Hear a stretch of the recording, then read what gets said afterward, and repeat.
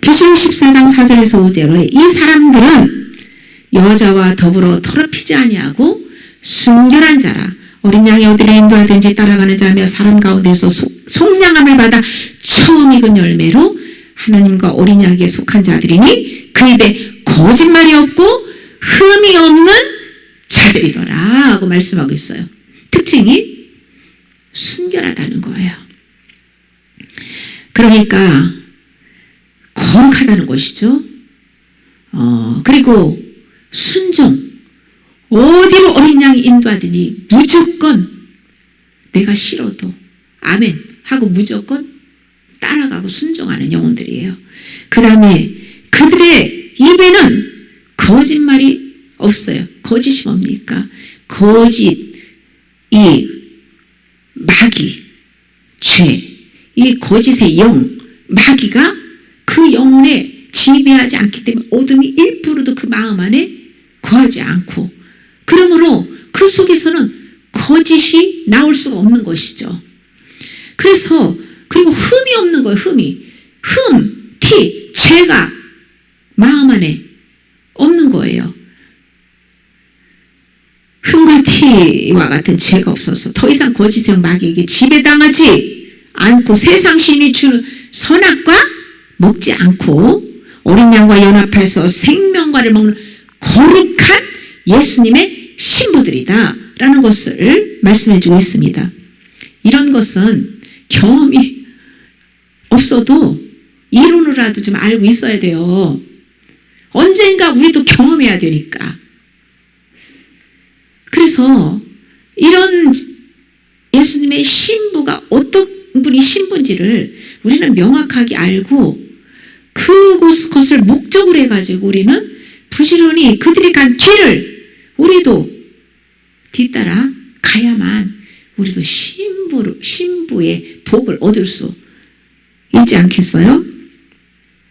주님의 생명과 연합한 신부가 되기 위해서는 깨끗하고 거룩한 마음이 되어야 합니다. 주님을 주인으로 모신다면 언제나 주인의 뜻 앞에서 내 뜻 내려놔야 합니다. 예수님을 위해서 자라는 생명이 다 죽어지고 그리스도의 아름답고 정결한 그 성품으로 거듭 태어나야 합니다. 이때 나의 모든 것을 포기하는 겸손이 절대적으로 필요하죠. 예수님의 신부는 아무나 되는 것은 아니에요. 반드시 신부의 자격을 갖추어야 합니다. 부르심을 받은 후에 신부로 택하심을 받아야 합니다. 이때 광야의 연단을 다 통과하며 높은 마음을 낮춰야 하고 하나님의 말씀을 지키고 순종해서 마음과 행실이 거룩해야 합니다.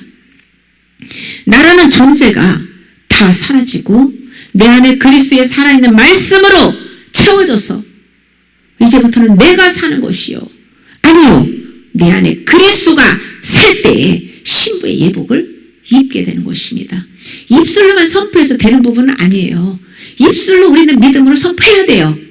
그러나 선포하면서 그렇게 나를 자꾸 포기하고 주님 뜻에 순복을 해야 합니다. 바알에게 무릎 꿇지 않는 방법은 예수님처럼 거룩한 말씀으로 다 세상의 것들을 물리치고 육체 함께 정과 욕심이 십자가에 못 박아야 합니다. 유혹당하는 것마다 과감하게 마음에서 파버려야 돼요.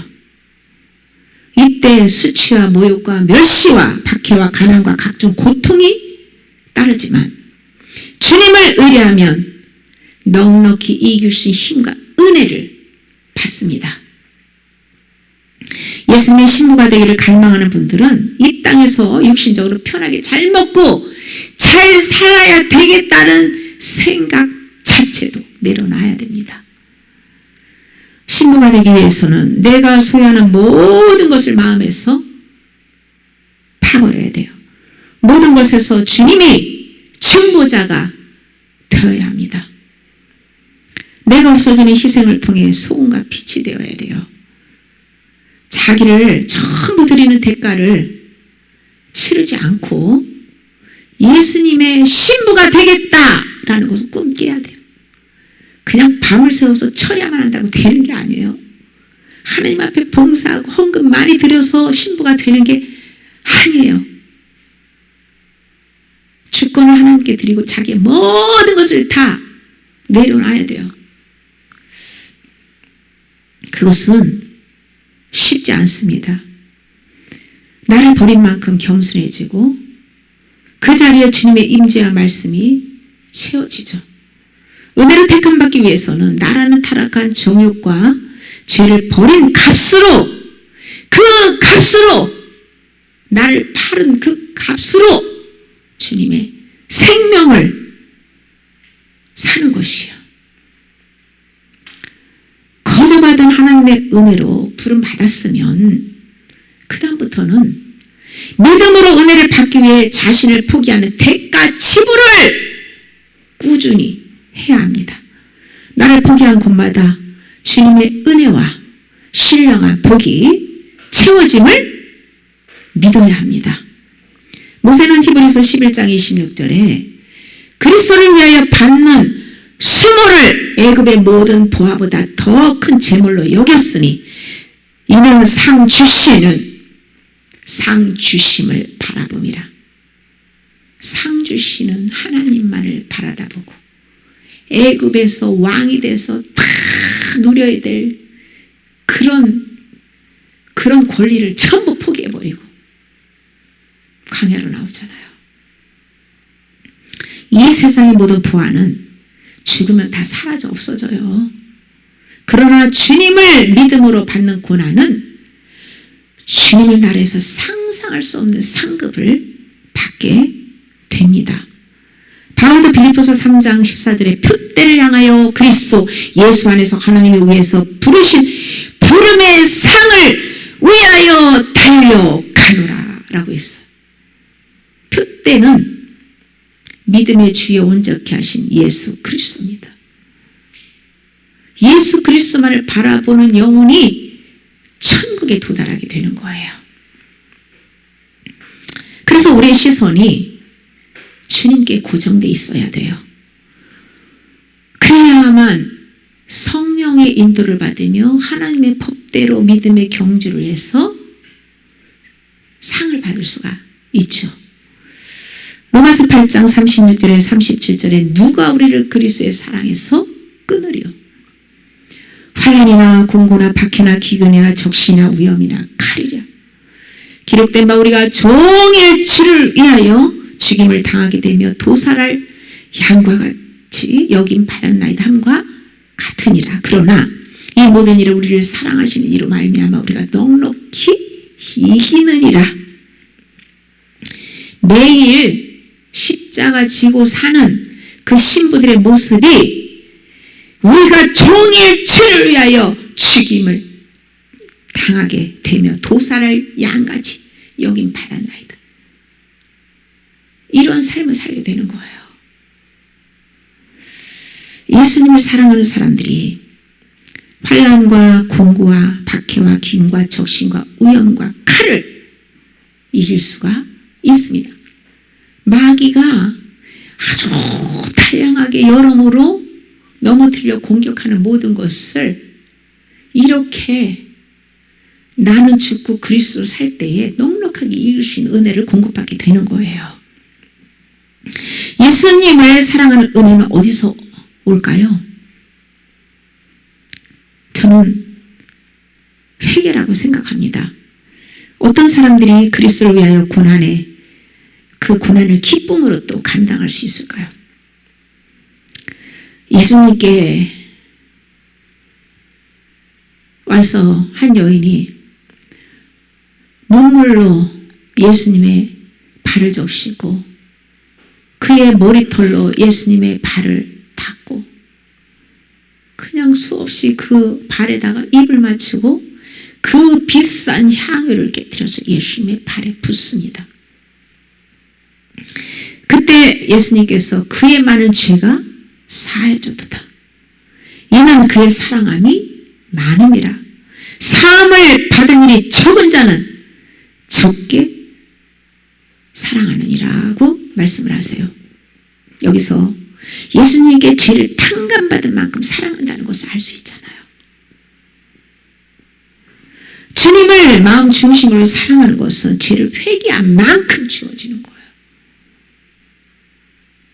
그래서 회개하는 영혼에게 은혜를 부어주실 수밖에 없지요. 시편 기자는 사유하심이 주께 있으면 주를 경외하게 하심이니이다 라고 증언합니다.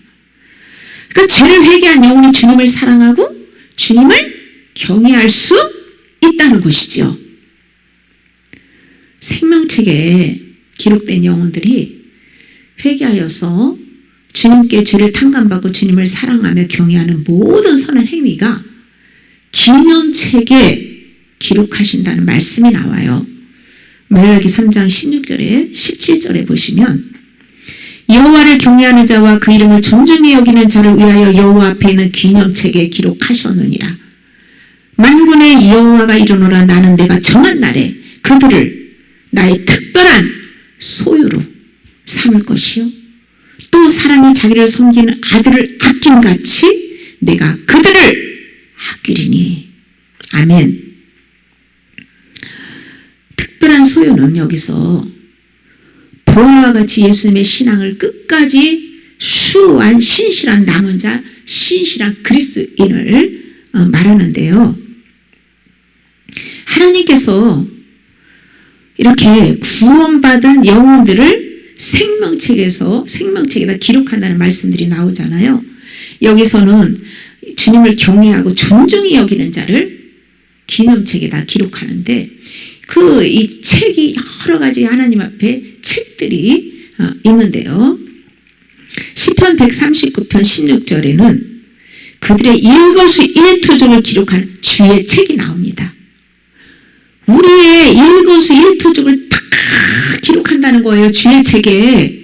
지금 예배 드릴 때 어떤 마음과 자세로 하나님을 바라다보고 예배하는지 그것을 다 알고 천사들이 기록해서 주님 하나님께 갖다 보고하고 주의 책에 다 기록이 된다는 거예요. 왜? 네 행한 대로 상을 주고 벌을 주기 위해서. 무섭지 않아요? 내 생각까지도 동기까지도 주님은 다 아시고 주의 책에 기록해 놓는다는 사실이죠. 그리고 상급을 기록하는 오늘 말라기 3장 16절 17절에 보면 이 말씀에 기록되죠. 여기에 기념책에 기록한다는 거죠. 기념책. 상급만을 기록하는 기념책이 있어요. 또 계시록 20장 12절에 자기 행위에 따라서 책에 기록된 대로 심판을 받는다라고 증언하고 있습니다. 그리고 바울이 두렵고 떨림으로 너희는 구원을 이루라 라는 것도 믿음의 길에서 타락한 자들이 믿음에서 시험에서 탈락하고 타락한 자들이 수도 없이 많을 것이며 그리고 심판대에 서기 때문이에요. 기념책에는 하나님을 경외하고 그 이름을 존중히 여기는 자들이 믿음으로 선을 행한 내용이 기록된 책인데요. 하나님께서 아브라함에게 창세기 22장 12절에서 내가 내 아들 내 독자까지도 내게 아끼지 아니하였으니 너희가 이제야 내가 하나님을 경외하는 줄을 아노라 라고 말씀하고 있어요. 경외. 주님을 경외하고 그 이름을 존중히 여기는 자들은 아브라함처럼 자기가 가장 사랑하는 독자까지 아낌없이 하나님이 드리라면 다 바치는 믿음의 사람이에요. 그들을 하나님은 특별한 소유로 삼고 아들처럼 아끼고 신부로 삼겠다라고 말씀하고 계세요.